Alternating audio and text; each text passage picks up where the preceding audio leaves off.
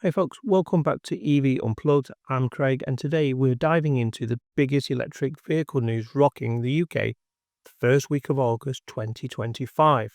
So, Tesla's in trouble, BYD's on fire, and the UK government just dropped £63 million into the EV infrastructure. So, let's break it down. So, let's start with Tesla. In July 2025, Tesla sold only 987 vehicles in the UK. That's a 60% drop compared to this time last year, down from 2,462 units. That nosedive brings Tesla's UK share market to just 0.7%, almost half of what it was a year ago. So what's going on?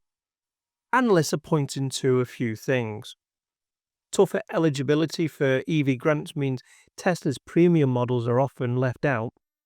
Rising competition from more affordable brands such as BYD, MG, Polestar, and yes, Elon Musk's politics may be turning off some European drivers, especially in Germany. So I have no sympathy for the guy, he's brought it upon himself. Even Tesla's updated Model Y hasn't helped much in turning things around in Europe. It's just not selling. On the other hand, whilst Tesla's slipping, BYD is booming. In July alone, BYD sold around 3,100 EVs in the UK, a 314% increase. That is enormous year on year. That gives them a market share close to 2%. And total sales in the UK this year have already passed 22,500 vehicles. And it's not just the UK, BYD sales across Europe have exploded. In Germany and other markets, they've nearly quadrupled deliveries. So why the rise of BYD at the moment? Well, the cars are very well equipped. They're classed as Tesla killers. They're more affordable than Teslas. You get more bang for your buck, and they are now readily available in the UK with BYD showrooms popping up all over the country. They're positioning themselves as the go-to alternative for a budget-conscious EV buyer, and it's clearly working. The Brits love a bargain. So let's talk about infrastructure in the UK because it's just got a serious upgrade. In the UK, the government has just announced a £63 million funding package to expand the EV charging access across the UK. So here's what's going on. £25 million will help local councils install cross-pavement charging systems, so homes without driveways can still charge safely on the street.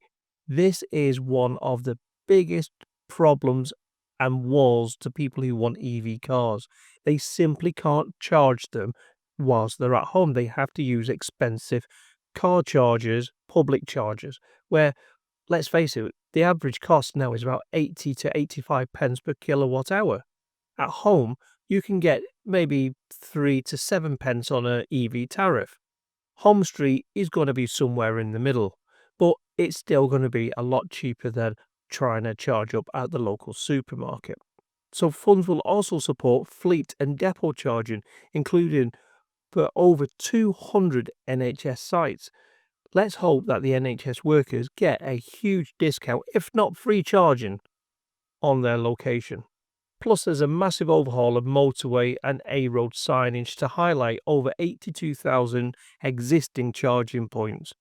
One of the other issues that people always raise with EV cars is there's no chargers around here. I can't find a charger.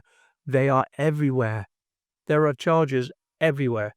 You just need to know where they are. So hopefully these new signs are going to point people in the direction where the nearest chargers are, which should take away a little bit of that range anxiety that people have, especially new drivers. Those of us that are seasoned, we know it's not a real thing. You just need to learn how to charge your car and drive it a different way to what you would have done a petrol car. But signage is definitely going to help. So this is all about making charging visible, accessible and affordable, especially as we move closer to that 2035 petrol and diesel ban. Fun fact, government figures now estimate the cost of charging an EV on the public network could drop as low as 2 pence per mile. That's about £2.50 for a trip from London to Birmingham. I really can't wait to see the day where that happens, and all those ICE drivers out there, all you ICE drivers that are watching this now, I can't wait for that to happen, because the one thing that they always say, I'm going to keep my petrol on diesel car, is because it's too unaffordable to drive an EV car. If this happens, the landscape within the motoring industry will change forever. The big hitters, Vauxhall, Ford, Mercedes, I'm afraid they're a little bit too little, too late. Other cars, MG, Tesla, BYD, they are the new kings of the road. So, in summary, Tesla sales are down 60%, hurt by grant changes, competition, and, well, public perception. BYD, on the other hand, up 314%, now dominating the affordable UK space in the EV market, and £63 million in new government investment in the EV charging network is going to make it more accessible, visible, and cost effective. So, what do you think? Is BYD the new king of the road? Is Tesla on the long-term decline?